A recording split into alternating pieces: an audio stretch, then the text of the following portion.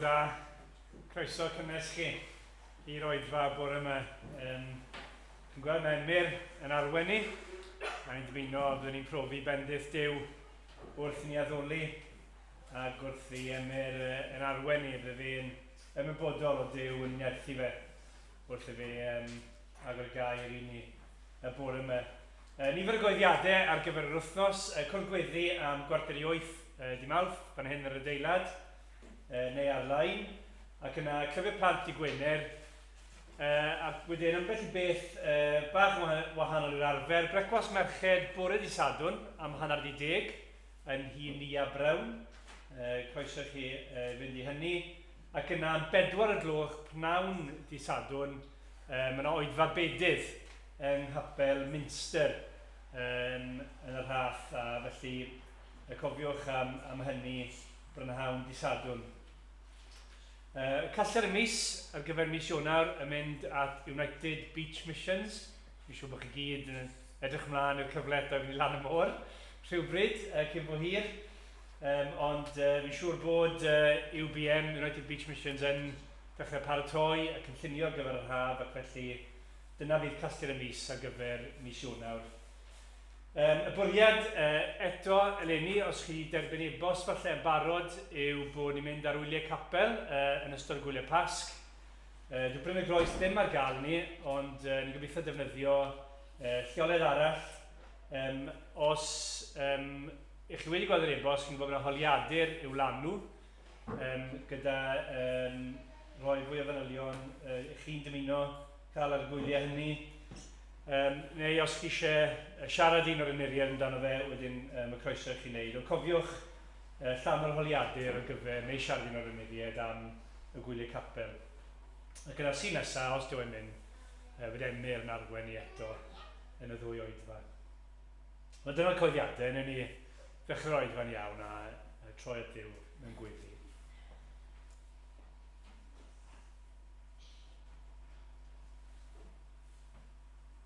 O arglwydd Duw, ni'n diolch yn fawr i ti bod na wahoddiad i ni i ddod fel dy bobl di, i gasglu at ein gilydd ac i addoli di y bore yma. Ac i ni'n ymwybodol wrth ddod bod dim byd mwy gwerthfawr gallwn ni fod yn wneud. Bod ni'n cael dod yn gwybod bod ni'n dod at Dduw sydd yn dad i ni. Yn un sydd yn rheoli bob peth ac sydd yn gyfalu dros bob peth. Ac yn un allwn ni droi ato mewn bob sefyllfa. Ni'n diolch i ti arglwydd bod ni'n gallu dod yn gwybod bod na wahoddiad i ni yn yr arglwydd Iesu Grist. Bod ni'n gallu dod yn ei gyfiawnder i, yn ei heiddiant i, yn dibynnu ar ei waith droson ni, ar y groes, yn marw yn ein llyn. O arglwydd ni'n gweddio, bydde y gwaith Crist heddi yn ddilait i ni. Bydde dod at y ti nawr ac addoli yn ddilait i ni. Bydde ymwneud â'n gilydd wedyn wrth i fod gyda dy bobl di yn ddilait i ni. A ie, bod ni yn profi ar ddiwedd y dydd, bod ni wedi cael blas o bethau nefol. Bod ni wedi cael cipolwg mewn i'r nefoedd i gyd. A cael rhagflas o'r hyn sydd wedi paratoi ar ein cyfer ni. O Dduw, ni'n gweddio felly i ti ogoneddu denw yn ystod y dydd heddi ac yn rhoi fa nawr. Bydd gyda Emyr wrth i fe yn harwen ni. Bydd gyda ni wrth i ni wrando ac ymateb i thair di. Wrth i ni addoli. Byddai i Grist a'i enw fe cael ei fawregu. A byddai ni'n cael yn bendithio trwy hynny. Amen. Amen. Diolch Rodri. Ni'n mynd i ganu dyn gilydd o'r atodiad yn gyntaf rhif 3 yn yr atodiad bendigedig fyddor Iesu. Dwli ar y gair cyntaf yna, bendigedig. Fe yw yr un sydd yn rhagori ar bopeth. Mae'n fwy ac yn well na phob dim arall. Bendigedig fyddor Iesu. Yr hwn sydd yn ein caru, ein galw o'r byd am prynu, ac yn ei waed ein golchi yn eiddo iddo ei hun. Halleluia, halleluia, moliant iddo byth. Amen. Wel, nawn ni sefyll, nawn ni ganu mawl gyda'n gilydd.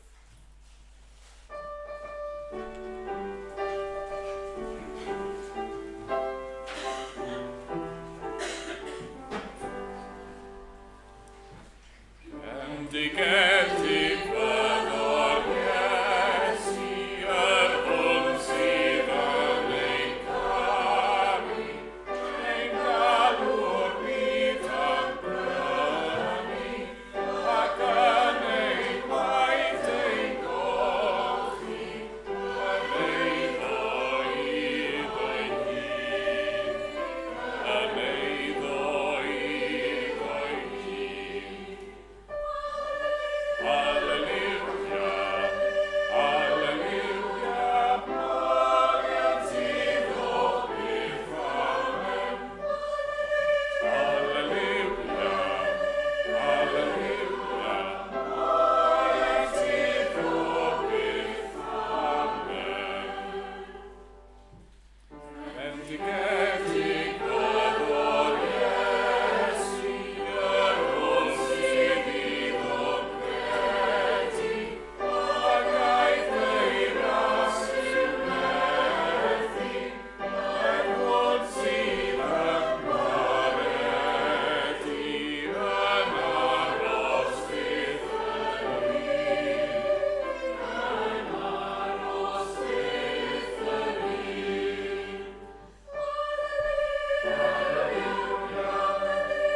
Alleluia, moliant iddo byth amen. Alleluia, alleluia, moliant iddo byth amen. Bendigedig fyddor Iesu, ei ddyweddu, erbyn brychau marni, yn lafel y goleuni, a ddelwm ar y dyn, a ddelwm ar y dyn.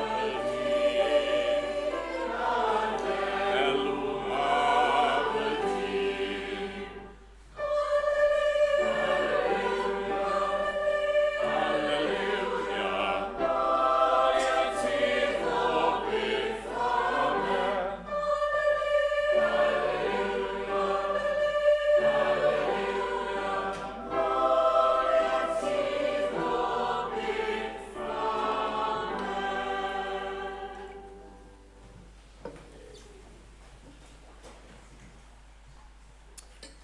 Dwi'n mynd i ddarllen mewn munud o Mathew penod 6 ac adnod 25 i 34. Ond cyn bod fi'n darllen blant, mae Iesu fan hyn, yn y ran ni'n mynd i ddarllen ag edrych ar y bore yma, mae Iesu yn siarad am pryderu. Neu, gair arall am pryderu yw poeni. Mae Iesu'n siarad am byti poeni. Beth yw poeni? Be mae'n golygu pan mae rhywun yn poeni am rhywbeth? Mae'n gwestiwn anodd, di. Mae'n gallu meddwl, be mae'n golygu pan ni'n poeni am rhywbeth? OK, te Elsie, go on.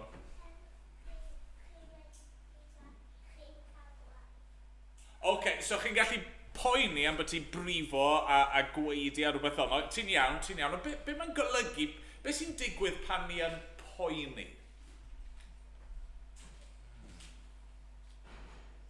So mae'n teimlo i boeni am rhywbeth? Neu mae'n gallu meddwl? Wel, fi'n meddwl mewn ffordd, mae'n teimlo fel ofni. Yn dydi, mae'n neud ni teimlo'n ofnus. Ni'n poeni am rhywbeth sydd yn mynd i ddigwydd, neu ni ddim yn gwybod beth sy'n mynd i ddigwydd, a ni'n teimlo yn ofnus. Nawr te, pa fath o bethau ni'n poeni amdano nhw? Mae Elsie di sôn am ni'n poeni am byti brifo. Okay. Beth arall ni'n gallu poeni amdano nhw? Rwy'n? Ni'n gallu meddwl am rhywbeth? Be chi'n poeni am?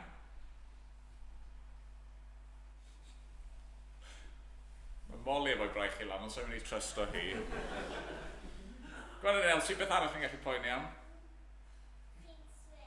O, poeni am fod yn swil, ie, mae rai ond ni'n poeni am fod yn swil.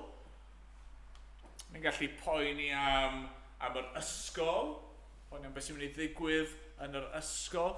Mae Iesu fan hyn yn siarad am beth i poeni am bwyd, a diod, a dillad, a pob math o bethau yn ein bywyd ni. Pethau ni'n gallu teimlo yn ofnus amdano. Be sy'n mynd i ddigwydd? Ydyn ni'n mynd i gael y pethau ni angen. Okay? Mae pawb yn poeni. Chi blant yn poeni am bethau, mae rai hun yn poeni am bethau, ni gyd yn poeni, ond mae Iesu fan hyn yn rhoi resymau pam dyn ni ddim angen poeni. Okay? A bore yma, ni'n mynd i weld 7 reswm i beidio poeni. A fi eisiau chi trial gwrando nawr, trial dilyn, a gweld beth yw'r resymau mae Iesu'n rhoi pam does dim angen i ni boeni. Reit, ni'n mynd i ddarllen gyda'n gilydd o Mathew 6, 25. Dyma air Duw. Am hynny, rwy'n dweud wrthych, peidiwch â phryderu am eich bywyd, beth yw fwyta neu yfed, nac am eich corff, beth yw wisgo. Ond nid oes mwy i fywyd rhywun na bwyd, a mwy yw gorff na dillad. Edrychwch ar adar yr awyr. Nid ydynt yn hau, nac yn medu, nac yn casglu i ysgyboriau. Ac eto mae eich tad nefol yn ei bwydo. Ond nid ydych chi yn llawer mwy gwerthfawr na hwy.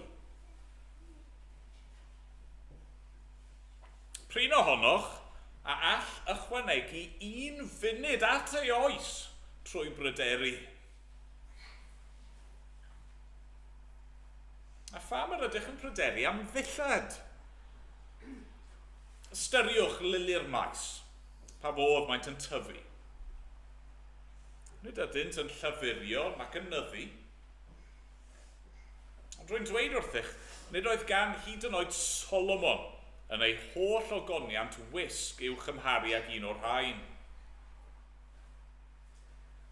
Os yw Duw yn dilladu felly laswellt y maes, sydd yno heddiw ac y fory'n cael ei daflu i'r ffwrn, ond nid llawer mwy y dillad a chwi o ychydig ffydd. Peidiwch felly a phryderu a dweud beth yr ydym i'w fwyta neu beth yr ydym i'w yfed neu beth yr ydym i'w wisgo. Dyna'r holl bethau mae'r cenhedloedd yn ei ceisio. Mae eich tad nefol yn gwybod fod arnoch angen y rhain i gyd. Ond ceisiwch yn gyntaf deyrnas Dduw a'i gyfiawnder ef, a rhoi'r y pethau hyn i gyd yn ychwaneg i chwi. Peidiwch felly a phryderu am y fori, oherwydd bydd gan fori ei pryder ei hun.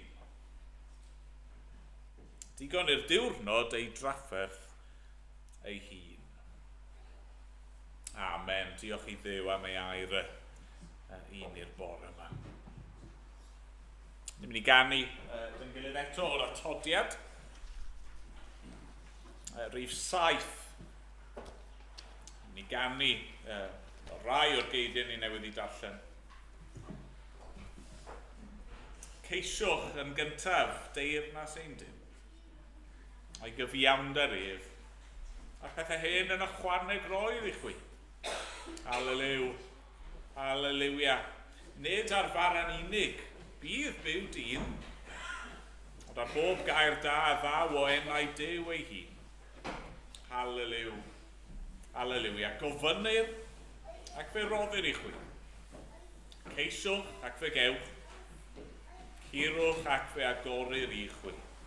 Halleliw, halleluia. Yna ni sefyll i ganu, yn gilydd.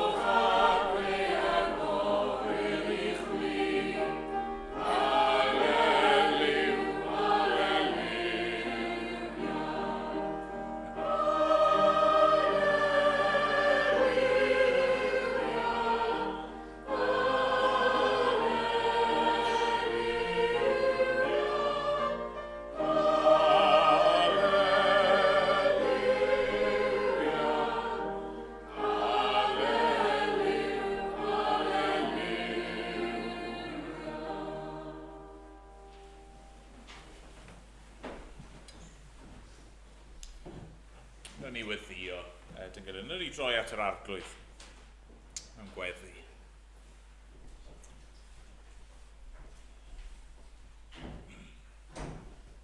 O arglwydd ein Duw, ni'n troi at y tu yn awr. Fel pobl sydd yn pryderu. Fel pobl sydd yn poeni. Pobl sydd yn gallu bod yn llawn gofidiau. Yn llawn o ofnau. A dad, ni'n cyffesu hynny. Does dim pwynt trial cuddio hynny. Ti'n gwybod hynny amdano ni, mae'r arglwydd Iesu yn gwybod hynny amdano ni. Dyna pam fod fan hyn yn ei bregaeth yn rhoi gymaint o sylw i'r pwnc yma ac yn rhoi gymaint o resymau i ni beidio a phryderu. Dad, i ni'n diolch i ti. Ie, bod yr arglwydd Iesu Grist wedi dod mwyn ein hachub ni rhag ofn. Ie, ni'n diolch arglwydd wrth i ni darllen trwy dy air di. Dro ar ôl tro, cannoedd o weithiau, mae'r geiriau yna'n cael ei dynyddio. Peidiwch ag ofni. Peidiwch ag ofni. O dad, maddau ni felly ar adegau hynny pan i ni wedi anifuddhau, pan i ni wedi cario ymlaen yn ein pryderon, yn ein hofnau ni. Yn hytrach na dod ac ymddiried yn o ti. Ni'n meddwl am beth mae Iesu'n dweud fan hyn wrth i ddisgyblion chwi o ychydig ffydd. A dad, ni'n cyffesu, mor aml mae'n ffydd ni yn fach, a petai ni ond yn dod ac yn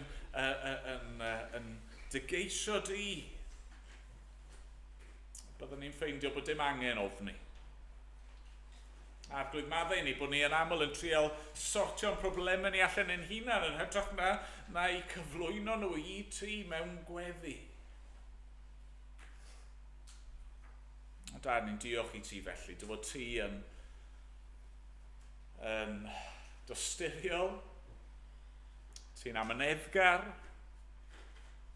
ti'n drygarog ac yn raslon ac yn garedig. Ni'n diolch na ti yw ein tad nefol ni, bod gen ti ofal amdano ni, a bod ni arglwydd yn werthfawr yn dy olwg di arglwydd. Ni'n diolch am y pethau hyn i gyd. Dad, ni'n gofyn nawr am dy nerth di y bore yma i geisio'n gyntaf dy deyrnas di a dy gyfiawnder di. Dad, ni'n dod ac arglwydd ni'n cyffesu bod ni ddim yn gallu achub yn hun a methu cyfiawnhau yn hun, a bod ni angen i ti i ddod ac i'n hachub ni. A dad, unwaith mae hynny wedi digwydd, unwaith mae hynny mewn lle yn ein bywyd ni arglwydd, does dim byd gennym ni i'w ofni mwyach. A dad, ni'n gweddio nawr yn yr oedfa yma bydde di yn cymryd i ffwrdd ein ofnau ni gyd. Dad, beth bynnag i ni'n ei wynebu, beth bynnag yw y problemau, yr bwganod yna yn ein bywydau ni, y pethau yna i ni yn colli cwsg dros nhw ar hyn o bryd, arglwydd, der yn agos os gweli ti bod yn dda. Ro heddwch i ni, ro dawelwch meddwl i ni, ro i'r tangnefedd yna sydd i'w chlaw pob deall. Y tangnefedd yna sydd yn dod o fi wrth y ti yn unig, Duw tangnefedd. Arglwydd, rod ysbryd glân di a cysura ni, cysura dy bobl di. Y bore yma, os gweli di bod yn dda. Arglwydd, ni'n dod felly ato ti. Ac dad, ni'n diolch bod air di mor berthnasol ac eriod. mor wir. Diolch i fod gen ti rhywbeth i'w ddweud wrthyn ni'r bore yma. Ni'n gofyn arna ti nawr i siarad. Ni eisiau bod yn ymwybodol o dy lais di fy hun yn siarad â ni ac yn ymwneud â ni. Os gweli di fod yn dda. Dad, ni'n dod at y ti y bore yma yn llawenhau. Wrth i ni feddwl am yr Oedfa Bedydd sydd o'n blaenau ni. Di Sadwrn nesaf ni'n cyflwyno nawr i ti. Y rhai ni fydd yn cael i bydyddio. Ni'n gweithio dy fendydd di yn helaeth ar Fflir ac ar Morris ac ar Rodri a'r glwyd. Ni'n gweithio bydden nhw yn cael eu hadeiladu yn eu ffydd nhw a'i cadarnhau ar glwydd wrth iddyn nhw dystio'n gyhoeddus i'r hyn rwy ti wedi wneud yn eu bywydau nhw. Dad, ni'n gweddio wneud i cynnal a'i cadw nhw ac arglwydd hier bydd yr Oedfa yn fodd i dy ogoneddu di. Ac arglwydd hier byddwn ni fel eglwys yn cael y fraint a'r fendith yma o sefyll gyda nhw. Ni'n gweddio hefyd y byddwn ti'n defnyddio yr Oedfa mwyn gogoneddu dy enw mawr di. Ac mwyn i enw Iesu, y gwaredwr, i gael ei gyhoeddi ar led. O, Dad, ni'n dod felly yn ddiolchgar ato ti. Gofyn arno ti i fod gyda ni nawr, i faddau po bai yn derbyn, ac i arglwydd i aros gyda ni. Amen bod ni'n dod yn enw ac yn heiddiant yr arglwydd Iesu Grist. Amen. Amen. Gafnwn ni emyn arall yn gilydd. Rhif 73. 73 yn y llyfr ymynau. Enaid gwan, paham yr ofni. Cariad yw, meddwl Duw. Cofiau holl ddaioni. Ac ymlaen, nhw'n ni sefyll i ganu.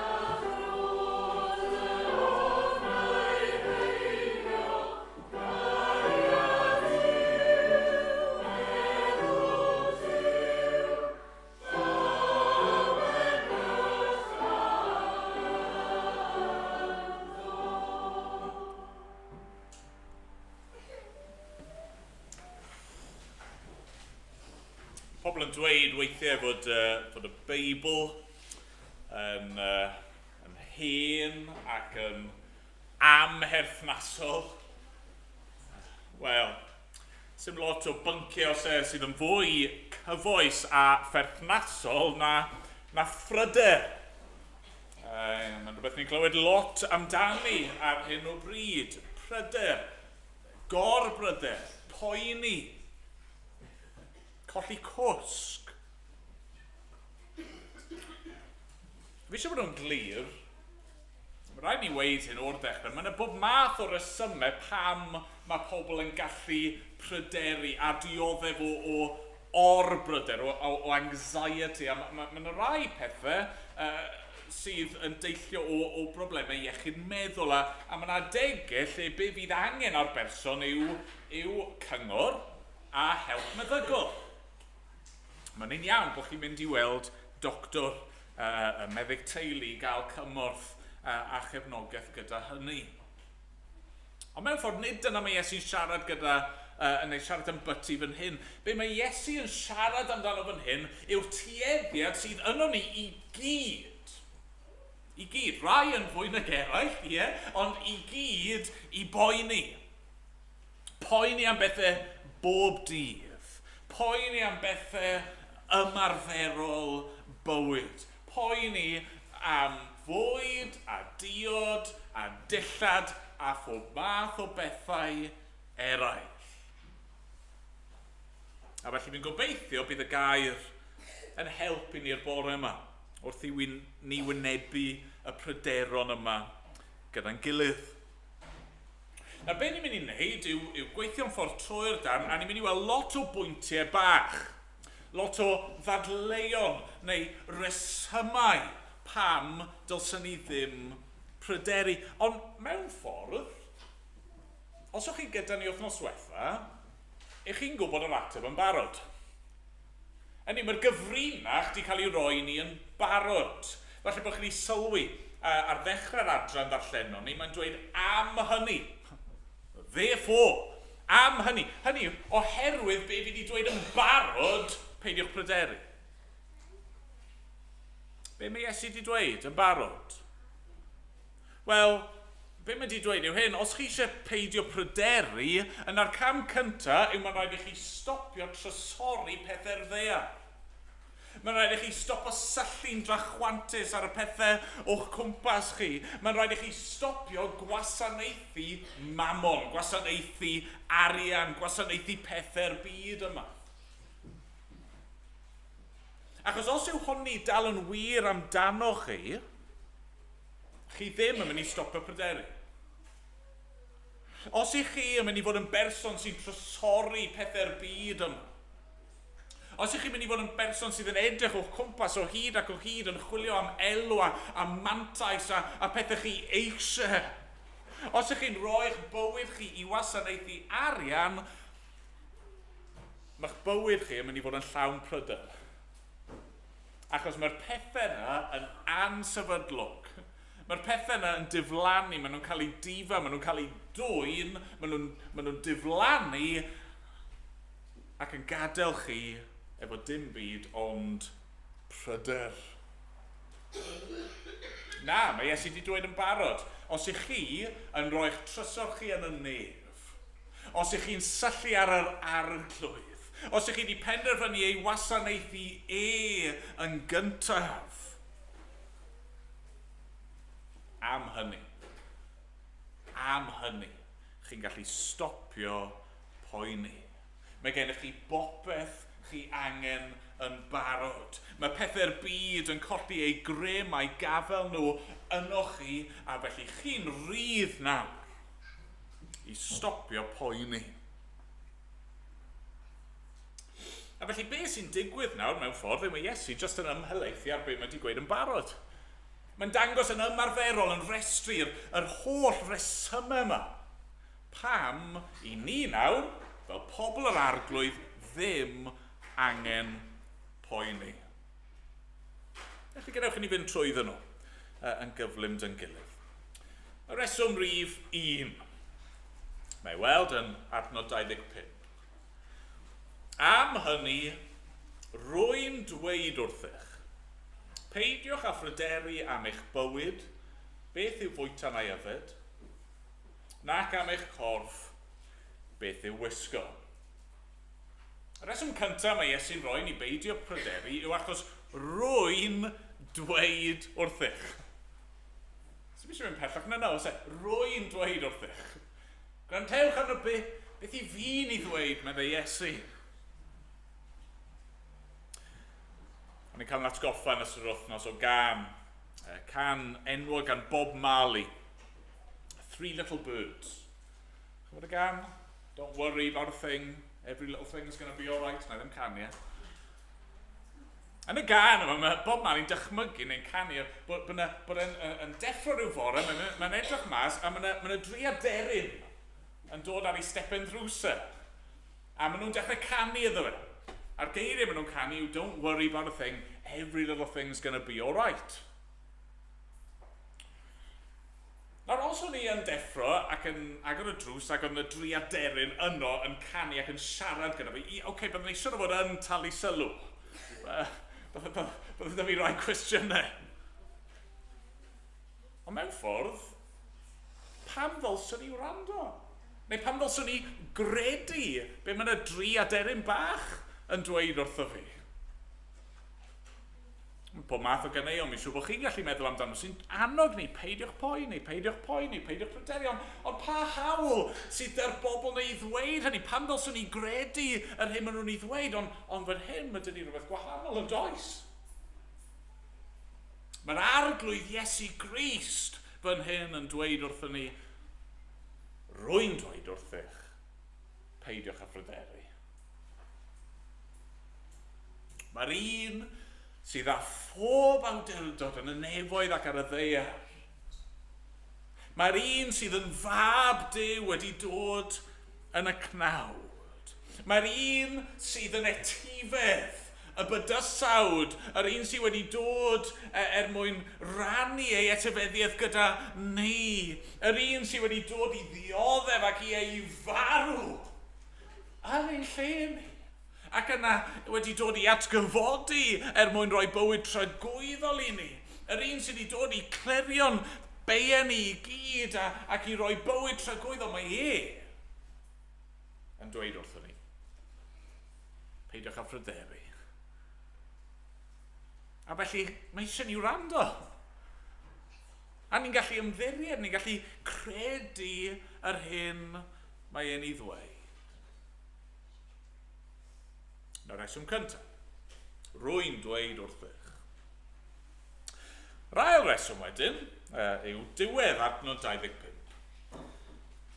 Yn dweud, onid oes mwy i fywyd rhywun na bwyd, a mwy i'w gorff na dillad.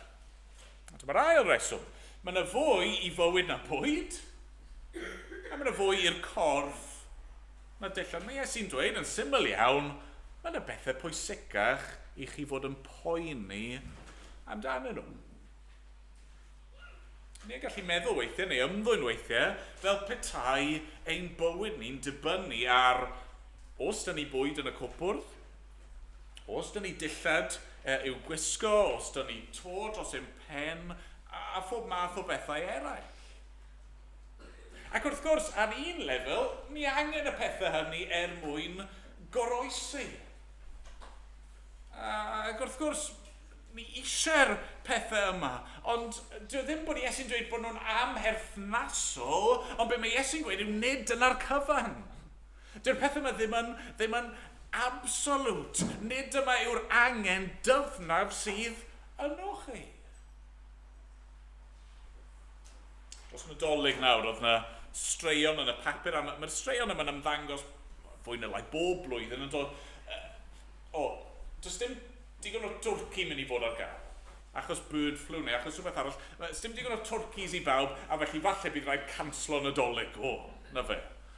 Clickbait, achos chi eisiau darllen y stori. Hynny, mae'n nonsens yn dydi. Mae lot o'n ni ddim wir yn cyn ar dwrci ta beth, ond chyfod, hyd yn oed os nag oedd ddigon o dwrci ar gael, bydd hynny ddim yn reswm i ganslo Nadolig. Pam? Wel, achos mae yna fwy i Nadolig na just Twrci. O, ydy mae'n gallu bod yn braf, ac ydy mae'n rhan eitha canolog fel arfer o be ni'n meddwl am efo cinio Nadolig. Ond mae yna fwy i Nadolig na hynny. A be mae Iesu'n dweud fan hyn yw, mae yna fwy i fywyd na just beth i chi'n rhoi yn eich bol chi. Mae yna fwy i'ch corff chi na just y dillad chi'n gwisgo. Chi'n fwy na just cig a gwaed. Chi angen mwy na just goroesi. Chi angen yr arglwydd. Chi angen cael eich achub. Chi angen yr un sydd yn rhoi gwir bywyd i chi. Yna pam mae'n dweud yn nes ymlaen yn adnod 33, ceisiwch yn gyntaf deyrnas Dduw a'i gyfiawnder ef, a roi'r y pethau hyn i gyd yn ychwaneg i chwi. Mae sy'n dweud, mae yna rhywbeth chi angen mwyn cael gwir bywyd. Chi angen y mwy na bwyd, chi angen y mwy na diod, chi angen y mwy na dillad, chi angen y mwy na unrhyw beth arall. Chi angen yr arglwydd, chi angen ei gyfiawnder e. Chi angen dod yn rhan o'i deyrnas e. Chi angen edifarhau a chi angen rhoi ffydd chi yn o fi meddwl Iesu. Chi angen derbyn bywyd tragwyddol fel roedd. Mae yna fwy. Mae yna rhywbeth chi angen poeni am mwy na just eich bwyd a'ch dillad chi. Chi angen bod yn iawn gyda Duw. Ac os ych chi'n iawn gyda Duw, mae popeth arall yn extra. Roi'r pethau hyn yn ychwaneg i chwi. Mae'r pethau yna just yn icing on the cake, neu'r cherry ar y Sunday. Mae dychu y peth hanfodol yn ei le. Sdim ots beth sydd yn digwydd. Sdim ots os i chi yn marw. Achos mae gennych chi yr arglwydd. Yr ail reswm. Yna, mae yna drydydd reswm yn cael ei roi ni yn adnod 26. Drychwch ar adar yr awyr. Nid ydynt yn hau nac yn medu nac yn casglu i ysguboriau. Ac eto mae eich tad nefol yn ei bwydo. Ond nid ydych chi'n llawer mwy gwerthfawr na hwy. Wrth gwrs, mae'r arglwydd Iesu'n fan hyn yn pregethu ar y mynydd yma. Fi'n siŵr o fe'n gallu pwyntio ag drychwch ar yr adar. Drychwch o'ch cwmpas chi. Mae yna wersi i'w dysgu yn y greadigaeth. Beth yw'r wersi gan yr adar i ni? Wel, mae Duw yn darparu at ei hangen nhw. Dwi ddim bod adar yn ddiog. Dwi Iesu ddim yn dweud wrthyn ni jyst fod i eistedd nôl ac aros a bydd Duw yn darparu. Allwn ni jyst ymlacio a bydd popeth jyst yn cwmpo i'n côl ni fel petai. Na, mae adar yn brysur. Mae adar yn weithgar. Mae adar yn ddyfal. Ond dwi ddim yn poeni ydyn nhw. Yn y pen draw, Duw sydd yn darparu ar ei cyfer nhw. Mae Iesu'n defnyddio'r darlun yma. Dyw adar ddim yn plannu yn y ceia, ac wedyn yn mynd allan i cynaeafu. Yn sicr, dyn nhw ddim yn storio pethau mewn rhyw ysguboriau enfawr maen nhw wedi adeiladu ac yn casglu cyfoeth iddyn nhw eu hunan i ddibynnu arno fe. Na, ond o ddydd i ddydd, o dymor i dymor, o flwyddyn i flwyddyn, mae Duw yn darparu ar ei cyfer nhw.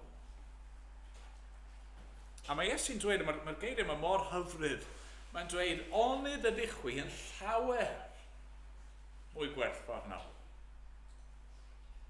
Mae Iesu'n bron o bod yn dweud, come on, mae'n amlwg chi. Dy ddim yn gwestiwn difrifol, chi'n llawer mwy gwerthfawr na nhw.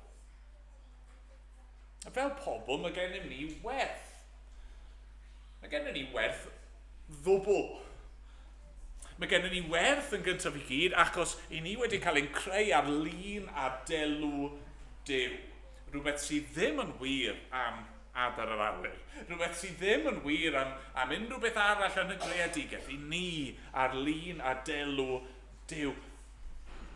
Ond mae gennym ni werth ddobl achos i ni hefyd yn bobl mae'r arglwydd Iesu Grist wedi dod a wedi gweidi drosto ni. Mae e wedi marw ar y groes er mwyn ein prynu ni.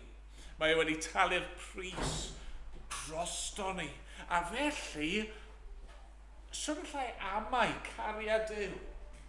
Sy'n gallai amau y ffaith fod e'r un sydd yn darparu i'r Adam yn mynd i roi i fi bob peth i fi ei angen. Fi'n llawer mwy gwerthfawr na'r adar. Beth arall? Wel, reswm 4 yn adnod 27. Mae sy'n dweud prin ohonoch all ychwanegu 1 funud at ei oes trwy pryderu. Beth yw'r ddadl fan hyn? Wel, y ddadl yw dyw pryderu ddim yn newid unrhyw beth. Mae poeni jyst yn wastraff amser. Mae poeni yn wastraff egni. Mae Iesu'n defnyddio idiom fan hyn, a falle bod chi'n gweld yn y troednodiadau, chi'n gallu cyfieithu be mae Iesu'n dweud fel pwy sy'n gallu ychwanegu y maint lleiaf at ei daldra. Hynny, beth mae'n dweud yn llythrennol yw, chi'n gallu poeni a poeni a poeni a peidio gwneud eich hunan mymryn yn dalach. Yeah? Na falle bod y rai yma yn hoffi gallu gwneud ei hunan yn dalach. Ydych chi'n gallu? Wel, na chi ddim. Ydych chi? Yn yr un ffordd, chi'n methu ymestyn eich dyddiau. Sa'n ni'n gwybod pa mor hir fydd ein hoes ni.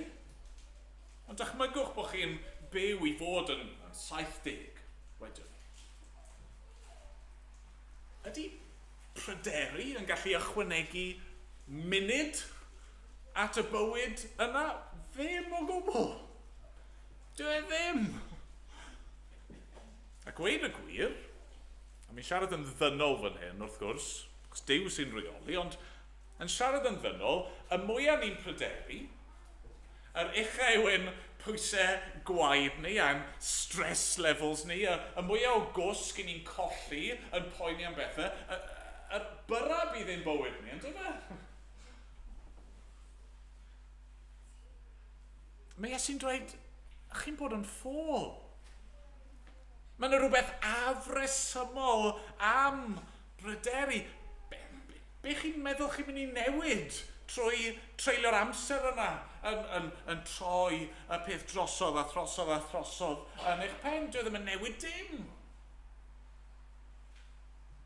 Mae yna gymaint o bethau gwell gallech chi fod yn wneud. Gallech chi fod yn cysgu. Gorffwys, yn ymddiried bydd yr arglwydd yn darparu. Cysgu ac yna, y diwrnod wedyn bydd gennych chi egni i wynebu'r dydd. Gallwch chi fod yn gweddio, os ych chi'n mynnu bod yn effro, gweddiwch, peidiwch poeni, peidiwch meddwl sy'n i fi mynd i sorto, ond gweddiwch, cyflwynwch y peth i'r arglwydd.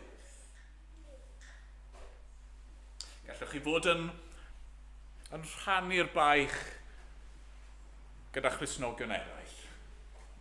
A dweud, fi angen help fan hyn. Fi methu ysgwyddo'r baich yma ar ben fy hunan mwyach, wneud i helpu fi. Beth ni'n trial gwneud wrth boeni a phoeni a pryderu, yw ni'n trial roi ein hunan yn safle Duw.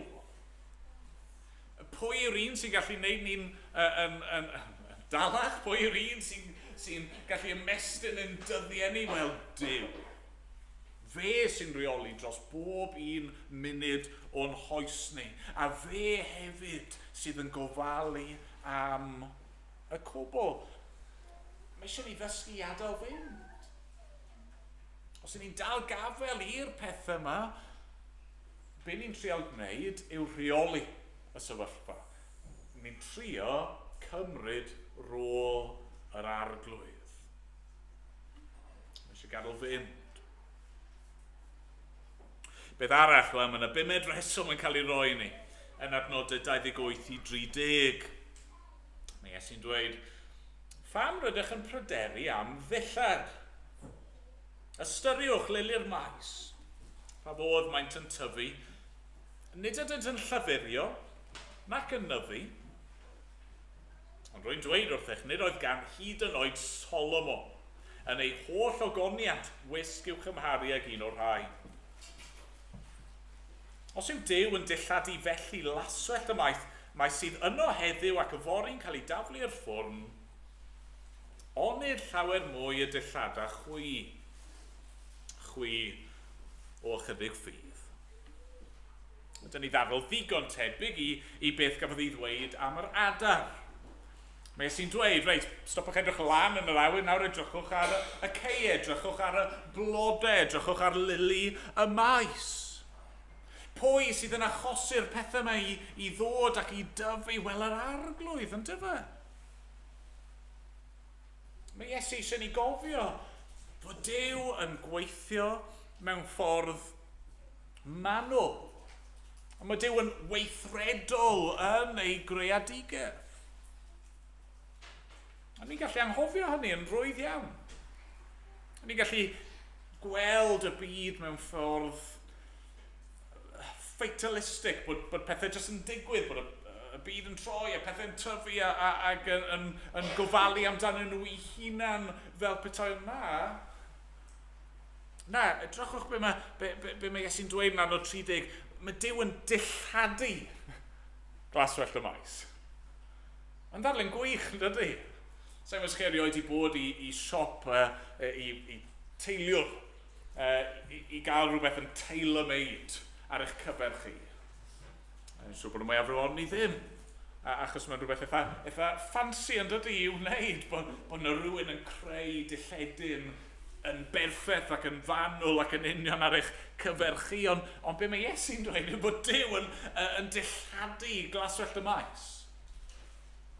Yr blodau yna, a'r pethau yna sydd yn tyfu, a maen nhw ond yno am gyfnod, ac yna maen nhw'n diflannu, maen nhw'n gwywo, maen nhw'n cael eu taflu i'r tân, ac eto maen nhw.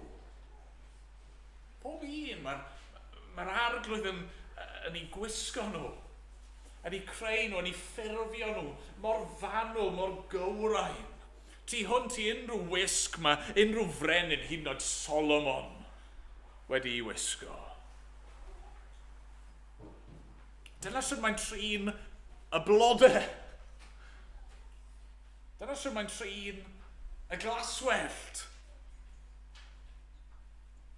Faint yn fwy gallwn ni ddisgwyl ganddo fe? I ni llawer mwy arwyddocaol na nhw. Mae Iesu'n dweud, trystiwch chwi o ychydig ffydd. Dwi ddim yn dwrdio fan hyn, mae'n annog. Just trystiwch, credwch, ymddiriedwch yn yr arglwydd ac yn ei ofal drostoch chi. Beth arall? Reswm 6 yn adnodau 31 a 32. Mae Iesu'n dweud, peidiwch felly a phryderi. A dweud, beth rydym i'w fwyta, neu beth rydym i'w yfed, neu beth rydym i'w wisgo.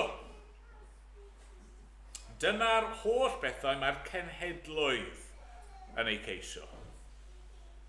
Mae'ch tad nefol yn gwybod fod arnoch angen rhain i gyd.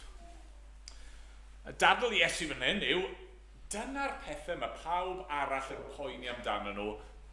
Ysdim angen i chi boeni amdano. Mewn ffordd, holl bwynt y bregaeth ar y mynydd yw i ddangos i ni, wel beth yw hi i fod yn Gristion? Beth yw hi i fod yn ddisgybl i Iesu? A mae wedi bod yn dangos i ni, be mae'n golygu i fod yn ddisgybl i Iesu yw i fod yn wahanol i bawb arall. Mae bod yn Gristion, bod yn rhan o'i deyrnas i fod ni'n gosod ni ar wahân i bawb arall, a mae hynny'n wir pan mae'n dod i bryder hefyd. Iesu'n dweud, os ych chi yn un o'r bobl yna sydd yn poeni o hi, beth sy'n mynd i ddigwydd? be ni'n mynd i fwyta, be ni'n mynd i arfer, be fi'n mynd i wisgo, chi just fel pawb arall. A mae Iesu wedi dod i'n hachub ni rag hynny. Pam bod y cenhedloedd yn ceisio'r pethau yma? Mae'n dangos rhywbeth i ni am eu calon nhw, yn dydy? Mae'n dangos rhywbeth i ni am beth maen nhw'n addoli, beth sy'n bwysig iddyn nhw. Os ych chi yn gorfod achub eich hunan trwy eich gweithredoedd chi, os ych chi'n gorfod darparu ar gyfer eich Duw chi, neu, meddwl am bobl sydd falle yn dweud bod nhw ddim yn credu mewn Duw, os ych chi'n berson sydd yn gorfod achub eich hunan o ddydd i ddydd trwy ddarparu ar gyfer eich hunan yn y byd yma o hap a damwain, wel, wrth gwrs, chi'n mynd i bryderu. Chi'n mynd i fod yn cwestiynu o hyd, ydw i wedi gwneud digon? Ydw i wedi casglu digon? Ydw i'n mynd i oroesi heddi a fori a'r diwrnod nesaf chi'n mynd i boeni? Mae Iesu'n dweud, peidiwch bod fel nhw. Chi'n wahanol. Chi'n sanctaidd, chi wedi'ch gosod ar wahân. Be sy'n ein gosod ni ar wahân? Wel, mae gennym ni dad nefol sy'n gwybod beth sydd angen arno ni. Mae gennym ni dad sydd yn ein caru ni. Mae gennym ni tad graslon sydd yn rhoi popeth sydd ei angen arno ni. Mae Duw yn mynnu cyfiawnder gennym ni. A mae'n rhoi yr hyn mae e'n ei fyny. Mae'r ffordd i ni feddwl am Dduw mor wahanol i'r ffordd mae'r byd yn meddwl am ei diwiau nhw. Mae e yn dad nefol sydd yn gwybod y cwbl amdano ni a sydd yn ein caru ni a sydd yn mynd i ddarparu ar ein cyfer ni. Ac yna mae un ddadl ola, neu un reswm ola i beidio pryderu. Adnod 34. Peidiwch felly a pryderu am y fori, oherwydd bydd gan fori ei bryder ei hun. Digon i'r diwrnod ei drafferth ei hun. Be mae Iesu'n dweud mewn ffordd yw canolbwyntiwch ar heddi. Sdim eisiau poeni am y fori, sdim eisiau poeni am beth sydd yn mynd i ddod, sdim eisiau poeni am heddi chwaith, ond just canolbwyntiwch ar yr hyn sydd o'ch blaenau chi. Mae lot o'ch chi'n gwybod, fi yn un gwael iawn am multitasgo. Fi'n ffeindio mae'n anodd iawn i ganolbwyntio ar mwy nag un peth ar unwaith. Mae rhywbeth yn mynd i ddioddau o hyd, a mae Iesu fel petai'n dweud yr un peth. Stopwch meddwl am y fori. Stopwch meddwl am beth sy'n mynd i ddigwydd fori. Y tebyg yw, be bynnag chi'n poeni fydd yn digwydd fori, nid dyna fydd yn digwydd o gwbl. Falle bydd e ddim yn digwydd ac o'ch chi'n poeni am ddim byd, neu bydd rhywbeth arall yn digwydd o'ch chi ddim yn ei ddisgwyl. Yr ymadrodd yna, no one expects the Spanish Inquisition. Hynny yw, beth yw'r pwynt poeni? Sa chi'n gallu newid e? Sa chi'n gwybod beth fydd e? So just meddyliach am heddi. Chi'n cofio pan oedd Iesu'n dysgu ni weddio, a chydig ynghynt yn y bregeth. Mi'n gweddio, dyroi ni heddiw ein bara beunyddiol. Roi fi yr hyn i fi angen am heddi, ddim bori. Ddim wythnos nesa. Dyroi ni heddiw ein bara beunyddiol. Peidiwch poeni am y fori. Mae'n ddigon gan y fori i feddwl amdano fe ei hun. Cadw dy lyged i ar yr arglwydd heddi. 7 reswm.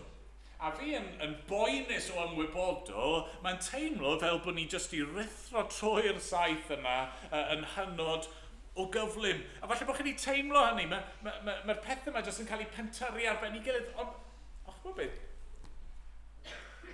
that's the point. Ni yn poeni, ni yn pryderu, a mae Iesu just fel petai'n dod ac yn dweud, stop, stop, stop, stop, stop, stop, stop. Os dim angen I chi boen. Cymrwch un o'r resymau yma. Mae hwnna'n ddigon. Cymrwch y 7 efo'i gilydd.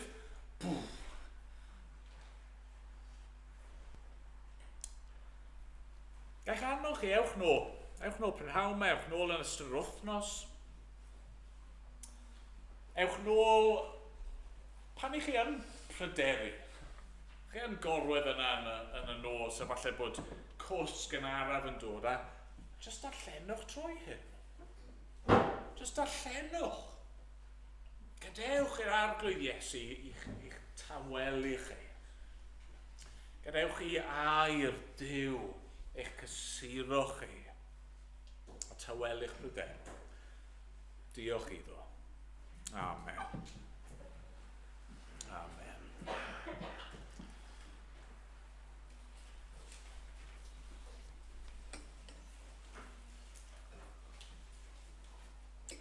Ni'n mynd I ganu Emyr I orffen.